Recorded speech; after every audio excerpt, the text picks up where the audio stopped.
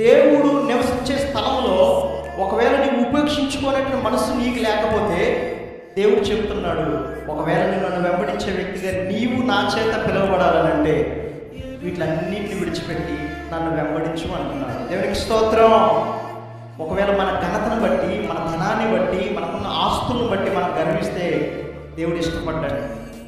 ఈ నూతన సంవత్సరంలో నీకున్నదంతా కూడా, అపొస్తలుడైన పౌలు భక్తుడు అంటాడు, నాకు సర్వం కూడా పెంట వలయించుకుంటుంది అని అంటున్నాడు.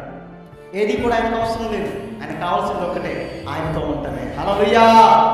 ఆయనలోనే సంతోషం ఉంది, ఆయనలోనే నిత్య మహిమ ఉన్నది. ఆ మహిమ కోసమే పోరాడారు చివరి వరకు కూడా. ప్రవక్తలు ఎంతోమంది అయితే తన ప్రాణాలను అర్పించే చివరి క్షణం వరకు కూడా దేవుని కోసం ఇష్టంగా బ్రతికారు, రోసంగా బ్రతికారు. దేవునికి స్తోత్రం. హల్లెలూయా. అంటే యేసు ప్రభు వారిని ఫాలో అవ్వాలనంటే, వెంబడించాలనంటే